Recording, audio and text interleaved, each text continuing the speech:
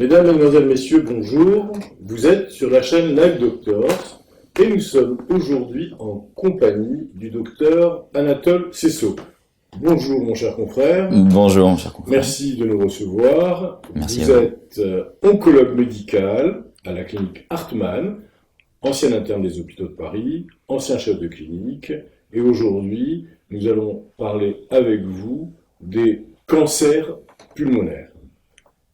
Je ne dis pas les cancers pulmonaires par hasard, car il y en a plusieurs sortes, et avec vous, nous allons essayer de comprendre l'origine et les traitements qui sont aujourd'hui proposés aux patients. Qu'est-ce que le cancer pulmonaire ? Alors, vous avez tout à fait raison de parler des cancers pulmonaires au pluriel. On pourrait même dire des cancers bronchopulmonaires, puisque beaucoup d'entre eux sont en fait développés à partir des bronches. C'est une famille de cancers qui a été démembrée au fur et à mesure du temps depuis plusieurs décennies maintenant, d'une manière un petit peu grossière au début et maintenant à une échelle beaucoup plus précise. Il y a deux grandes familles de cancers pulmonaires. Les cancers dits à petites cellules qui ont été décrits avec donc une approche microscopique puisque c'est ce que l'on observe au microscope lorsque l'on regarde ces cancers. Et puis, à contrario, des cancers dits non à petites cellules qui ont fait l'objet d'un démembrement et d'une précision très importante au cours des dernières décennies à l'échelle microscopique et actuellement à l'échelle moléculaire pour guider au mieux les traitements de ces maladies au pluriel donc. Quelle est l'incidence et l'épidémiologie aujourd'hui des cancers bronchopulmonaires ?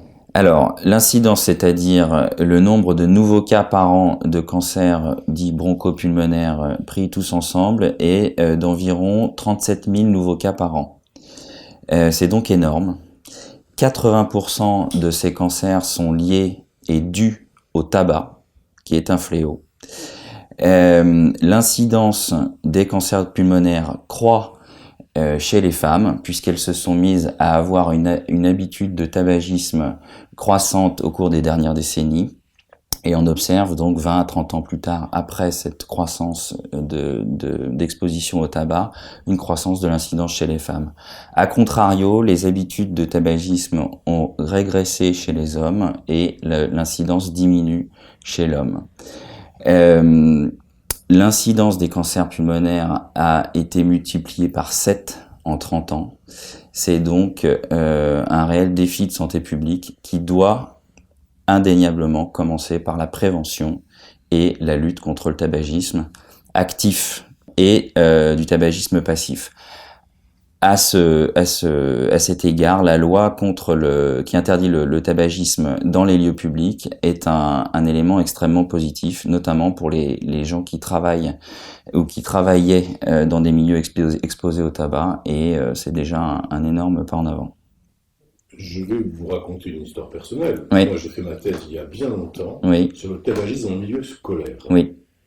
Aujourd'hui, quel est le travail qui peut être fait chez les enfants, les adolescents, dans ce domaine-là ?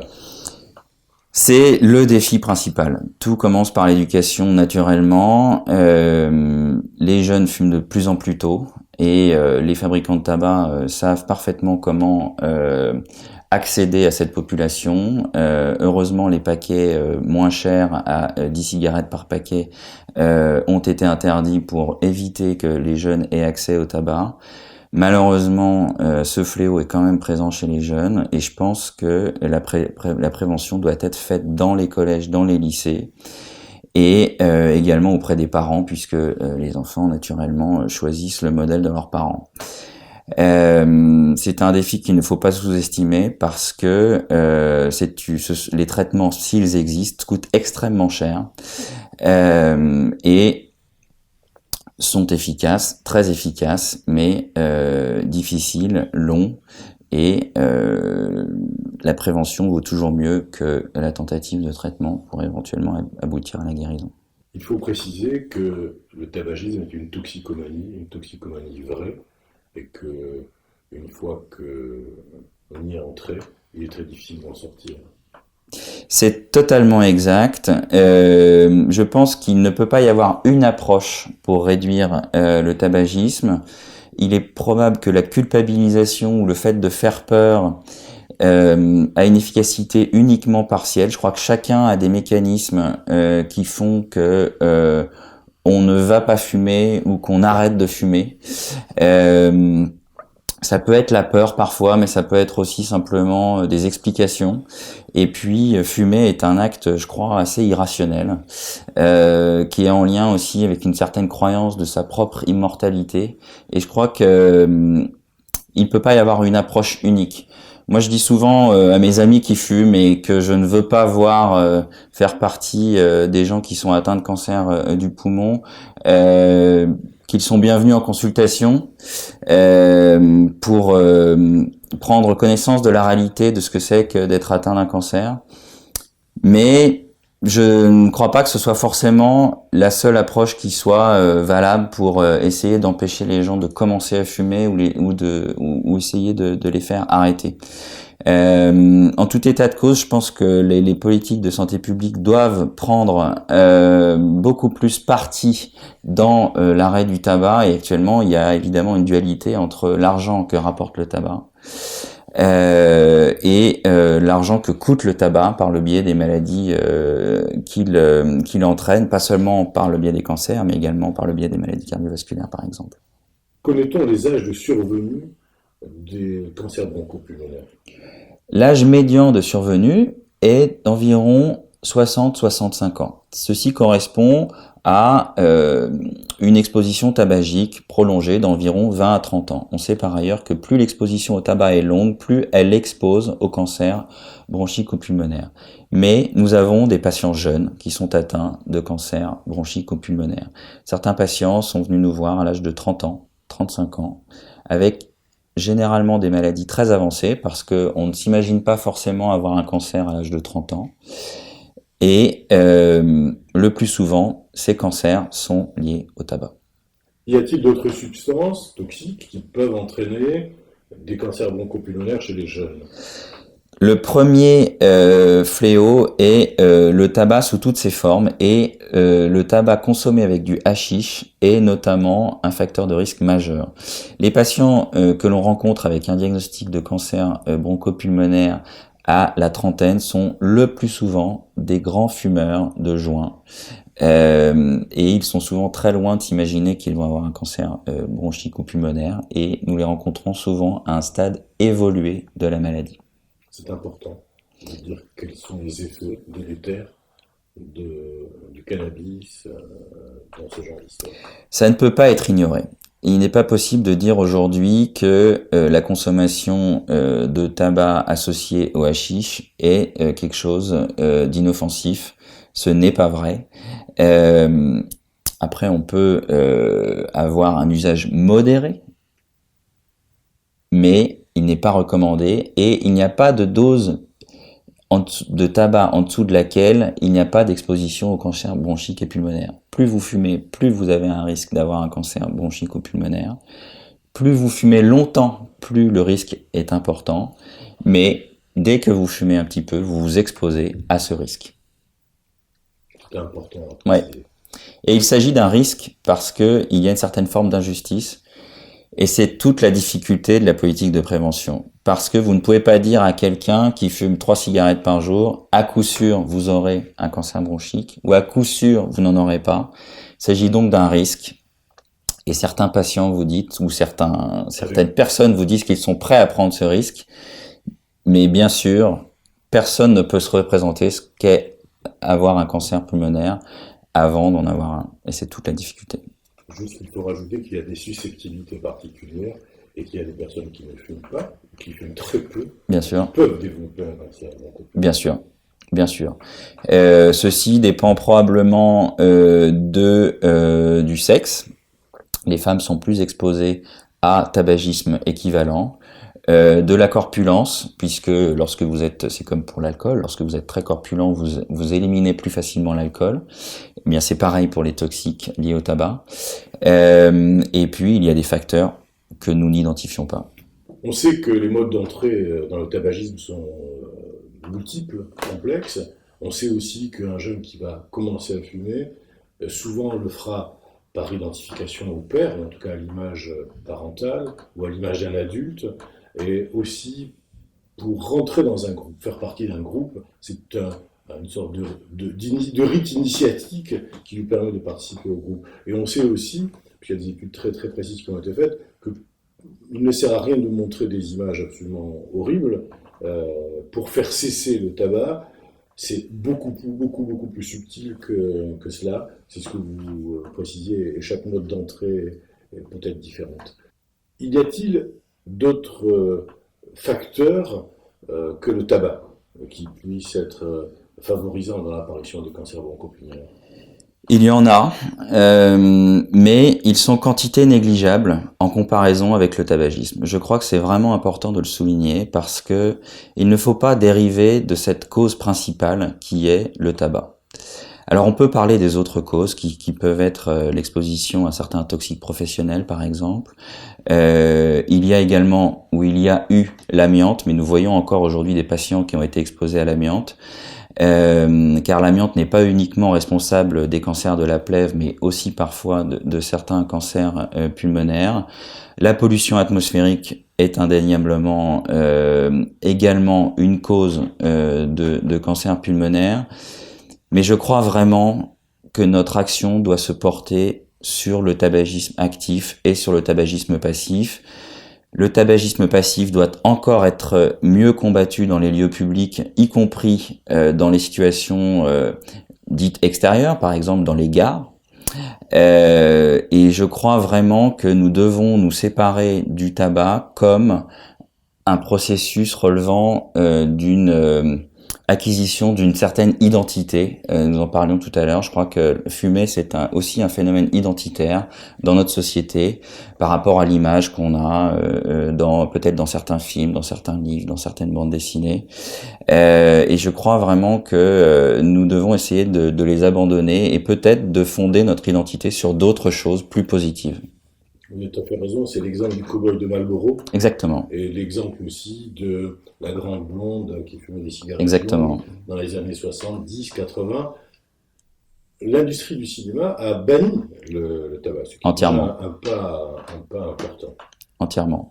C'est indéniable et je pense que ça va prendre beaucoup de temps et j'espère que nous allons pouvoir fournir d'autres éléments pour nos jeunes et nos enfants pour qu'ils puissent acquérir une identité propre et éviter de s'exposer à ce toxique majeur qui comporte environ une cinquantaine de substances cancérogènes et qui est dévastateur. À partir de ces signes cliniques, vous allez donc être amené à pratiquer des examens complémentaires. Tout à fait. Quels sont-ils? Alors, les premiers examens complémentaires à partir de ces signes peuvent être notamment une radiographie du thorax et assez rapidement maintenant un scanner du thorax. Pour regarder, essayer d'identifier des anomalies au niveau de ces examens, des images anormales et orienter les examens complémentaires ultérieurs pour démontrer le diagnostic de cancer pulmonaire. Quels sont les diagnostics différentiels du cancer bronchopulmonaire? Les diagnostics différentiels peuvent être la découverte d'images fortuites, qu'on appelle nous incidentalomes, c'est-à-dire le fait de découvrir une image finalement qui ne correspond pas à un phénomène pathologique anormal. Ceci peut arriver. On peut également tomber sur un ganglion présent qui est finalement bénin et que chacun peut avoir au niveau de ses poumons.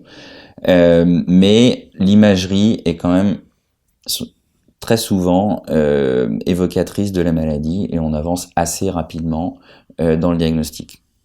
Quelle est la place de la bronchoscopie dans votre démarche diagnostique? La place de la bronchoscopie, qui est donc un examen qui consiste à mettre une caméra à travers les voies aériennes supérieures, c'est-à-dire par le nez, ensuite dans l'arrière-gorge et dans les poumons, permet de regarder à l'intérieur, endo voulant dire à l'intérieur, et éventuellement de faire des prélèvements qu'on appelle des biopsies pour observer ces prélèvements au microscope.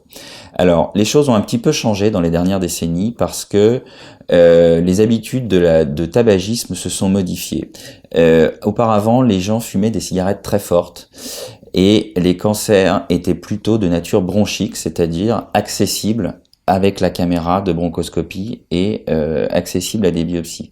Actuellement, le type de tabac fumé s'est modifié et nous avons plus de cancers dits pulmonaires qui sont situés plus loin et qui sont beaucoup moins facilement accessibles avec la caméra que l'on rentre dans les bronches.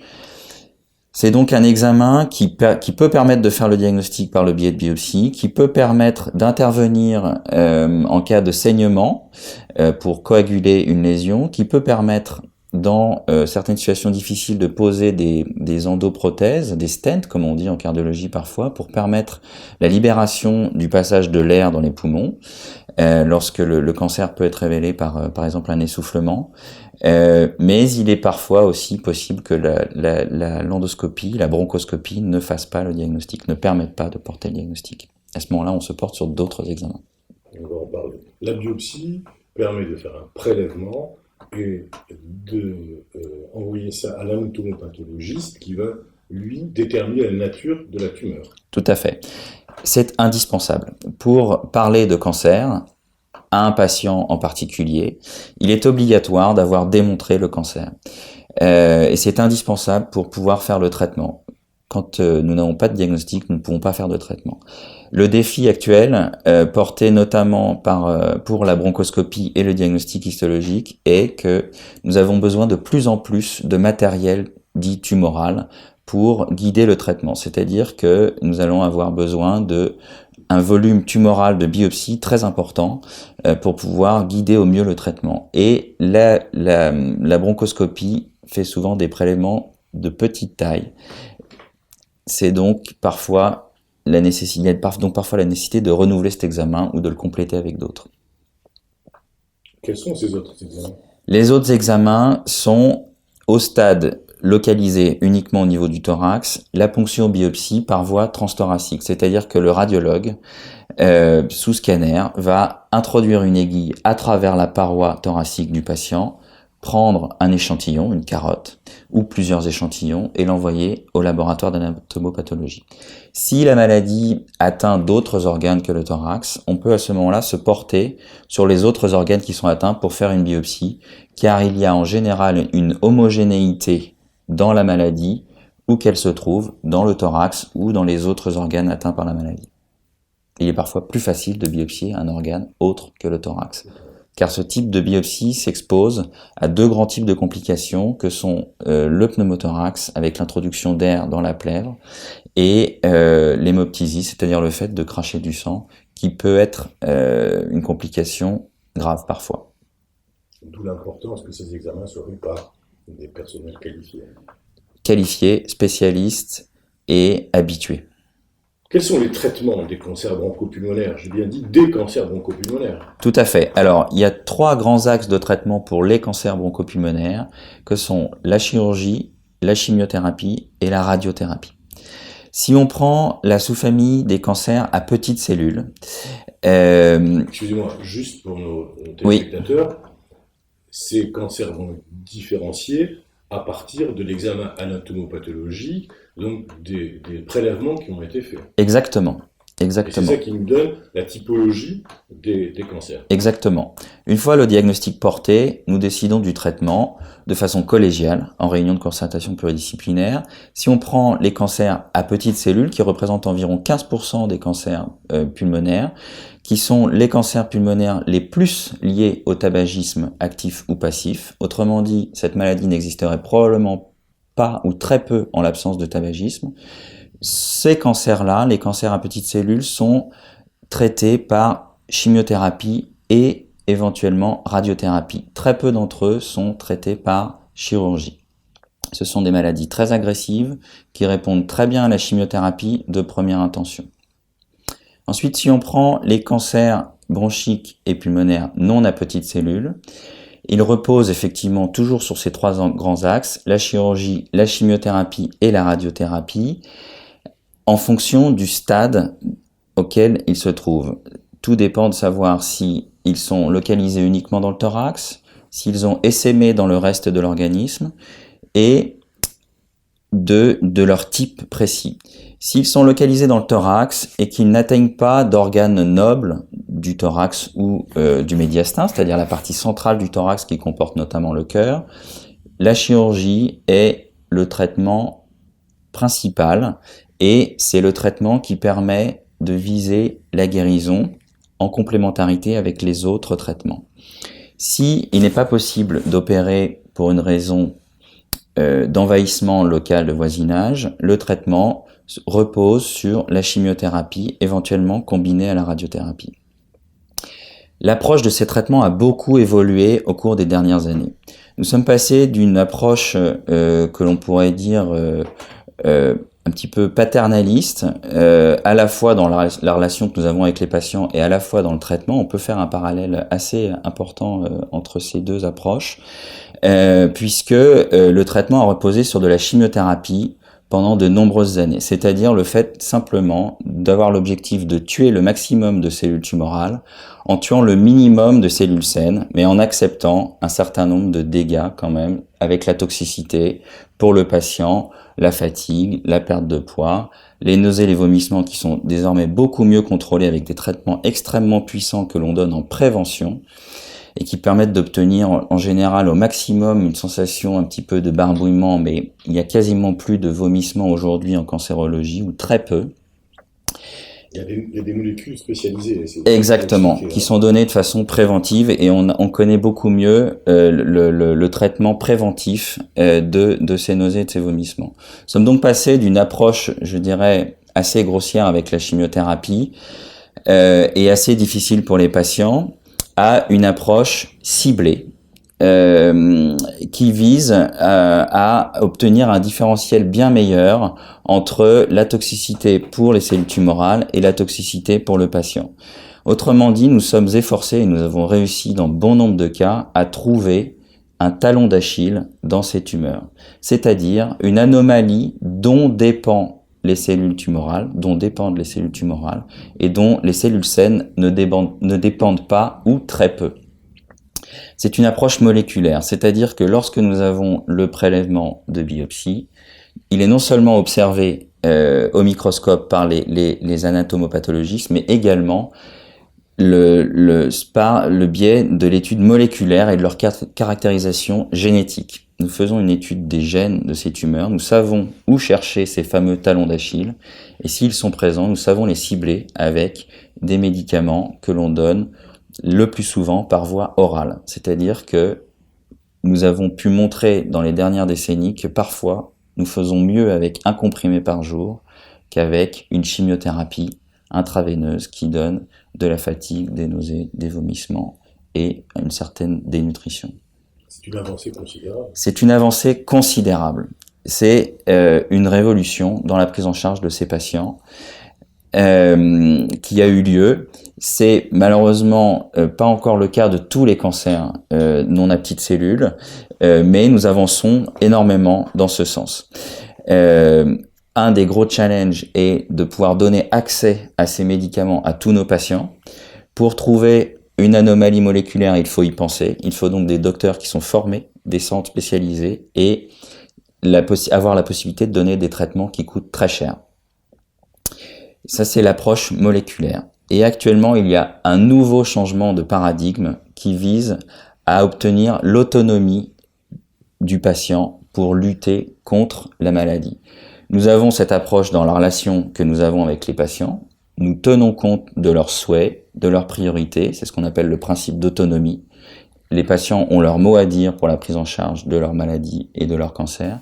Eh bien, nous avons également cette approche pour le traitement. C'est assez intéressant que le parallèle existe. Quel est-il ? Il est simplement de redonner à l'organisme la possibilité de lutter tout seul, ou presque, contre sa maladie. Il y a eu, pendant des décennies, des recherches sur ce qu'on appelle l'immunothérapie. Nous savons depuis de nombreuses années que l'organisme essaye de lutter avec son système immunitaire contre la maladie tumorale sans pour autant y parvenir. Eh bien, aujourd'hui, nous avons la possibilité de rétablir cette immunité. Nous avons mis en évidence que les cellules tumorales exercent une certaine corruption vis-à-vis du système immunitaire de l'organisme. Elles empêchent l'immunité du patient d'agir contre elle. Et actuellement, au lieu de stimuler le système immunitaire, de l'inviter à se manifester, nous avons des médicaments qui ont pour simple but de lever ce système de corruption. C'est ce qu'on appelle l'immunothérapie. C'est une révolution parce que c'est une deuxième révolution parce que ces traitements sont assez peu toxiques, bien que nous avons à apprendre la toxicité de ces médicaments qui n'ont rien à voir avec la toxicité habituelle des chimiothérapies. Nous allons donc devoir réapprendre l'immunologie que nous avions apprise dans nos premières années de médecine. Ces toxicités n'ont rien à voir puisqu'elles concernent essentiellement les glandes endocrines, éventuellement quelques manifestations auto-immunes, respiratoires ou digestives, et elles surviennent de manière hasardeuse, qu'on pourrait dire stochastique, imprévisible. Mais les patients, la plupart du temps, supportent très bien ces traitements. Y a-t-il des approches différentes en fonction du type de cancer bronchopulmonaire que vous allez diagnostiquer? Bien sûr. Il y a naturellement le stade, mais si on parle d'une maladie qui nécessite un traitement médicamenteux, comme la chimiothérapie par exemple, ou une thérapie ciblée, la caractérisation est nécessaire. Et la première question qu'on se pose lorsqu'on rencontre un patient chez qui on pense qu'il est atteint d'un cancer pulmonaire, c'est de savoir s'il est fumeur. Parce que chez les non-fumeurs, la possibilité d'avoir une anomalie moléculaire à incidence thérapeutique qui donne accès à une thérapie ciblée est beaucoup plus forte. On va donc pousser au maximum les examens dans ce sens pour chercher l'anomalie moléculaire que l'on va pouvoir cibler en tant que talon d'Achille de la tumeur. Si le patient est fumeur, et c'est la révolution la plus récente qui a été notamment rapportée au Congrès européen de cancérologie en octobre à Copenhague, si le patient est fumeur, il y a beaucoup plus de risques ou de chances, maintenant on peut dire, que sa tumeur soit porteuse de mutations de son génome.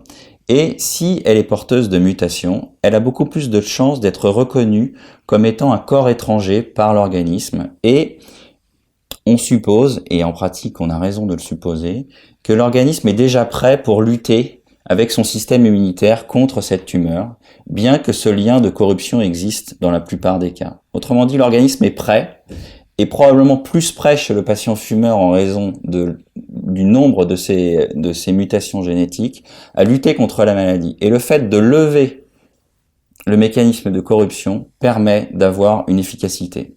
Il y a donc deux grands pans actuellement de traitement, que ce soit pour les patients non fumeurs et pour les patients fumeurs qui présentent des tumeurs avec beaucoup d'anomalies de leur matériel génétique. Quel est le traitement des symptômes des cancers bronchopulmonaires et quelle est la qualité de vie avec ces traitements ou après ces traitements? Alors, la qualité de vie doit être prise en compte pour le traitement des patients atteints de cancer pulmonaire. Alors, on peut considérer que c'est une nécessité parce que on est médicalement attaché à ce principe. À ce moment-là, les choses sont dites. Si on n'en est pas convaincu, eh bien, ceci a été démontré par une étude randomisée, c'est-à-dire que comme on essaye de démontrer qu'un médicament est efficace, il a été démontré que la prise en charge de la qualité de vie est essentielle.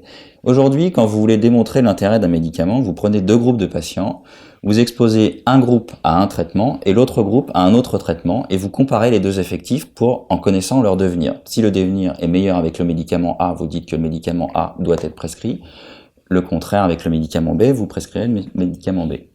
Eh bien, une étude brillante a été publiée dans une des plus grandes revues médicales qui s'appelle le New England Journal of Medicine, en étudiant tout simplement la prise en charge de la qualité de vie des symptômes par le fait d'avoir accès à une consultation de prise en charge de la douleur et des symptômes chez ces patients. Eh bien, il a été montré non seulement que la qualité de vie était meilleure chez ces patients, mais aussi que la durée de vie de ces patients était meilleure. Il n'est donc pas possible aujourd'hui, chez les patients atteints d'un cancer pulmonaire métastatique, de ne pas prendre en compte les symptômes que peuvent être la douleur, la souffrance morale ou psychologique, les éventuelles complications de la maladie autres. C'est indispensable et c'est démontré scientifiquement. Quelles sont les voies de recherche actuelles et futures? Alors, les voies de recherche actuelles essayent de comprendre quels sont les patients qui peuvent le plus bénéficier, par exemple, de l'immunothérapie, pour préciser au maximum les choses. Elle consiste également à évaluer l'intérêt des combinaisons des traitements que nous disposions depuis longtemps, à savoir la chimiothérapie avec l'immunothérapie. Est-ce qu'il faut la donner avant, pendant en combinaison, après de façon séquentielle pour préparer quelque sorte l'organisme à répondre et ensuite l'aider à mobiliser son système immunitaire? La combinaison de ces traitements avec les autres, avec la radiothérapie, de la même façon. Est-ce que la radiothérapie doit être faite pendant un traitement par immunothérapie, après ou avant? Toutes ces questions sont actuellement évaluées par le biais de la recherche fondamentale et de la recherche clinique. Nous avons également des approches sur la caractérisation au cours du temps ou chez des patients chez qui il est difficile de réaliser des biopsies. Comme je vous le disais, nous avons besoin de beaucoup de matériel tumoral pour explorer, par exemple, le génome des tumeurs. Et les biopsies dites liquides sont actuellement beaucoup développées, c'est-à-dire qu'on retrouve dans le sang des patients des cellules tumorales qui circulent ou de l'ADN tumoral qui circule, que l'on pourrait piocher et que l'on peut piocher pour l'explorer. Et ça serait une avancée exceptionnelle. C'est une grande avancée qui est en cours de développement, qui ne peut pas encore se substituer aux biopsies de tissu, parce que le biopsie de tissu, si vous voulez, vous donne l'architecture du cancer quand même au microscope, ce que ne permet pas le prélèvement de sang. Mais c'est ça, on peut imaginer pour tous les types de cancers utiliser cette technique à un jour. Tout à fait, et ce sera le cas. Ce sera le cas, c'est sûr. Dans 5-10 ans, c'est évident que la biopsie liquide sera un des fondamentaux du dépistage. Alors, le dépistage est encore un autre pan de notre traitement. Il doit être couplé avec la prévention. Le problème du dépistage est effectivement de porter le diagnostic du cancer du poumon. Le fait de porter le diagnostic de cancer du poumon a un coût, peut avoir des effets indésirables. Par exemple, quand vous faites une ponction sous scanner à un stade peu développé de la maladie, vous risquez peut-être de ne pas obtenir le diagnostic, vous risquez d'obtenir une complication et vous risquez aussi de chercher à démontrer un cancer qui en réalité n'existe pas parce que l'image que vous observez est en fait normale. Quels sont les défis qui se présentent aujourd'hui à l'oncologue? Les défis sont majeurs. Aujourd'hui, vous avez un certain nombre de cancers du poumon qui peuvent être guéris par les traitements et notamment lorsque la chirurgie peut être pratiquée. Mais beaucoup de patients ont une maladie avancée, qu'elle soit non opérable parce qu'elle est avancée, localement avancée au niveau du poumon ou dite métastatique, c'est-à-dire qu'elle touche d'autres organes. À ce stade, aujourd'hui, en 2016, il n'est pas possible d'obtenir la guérison de ces patients qui ont une maladie métastatique.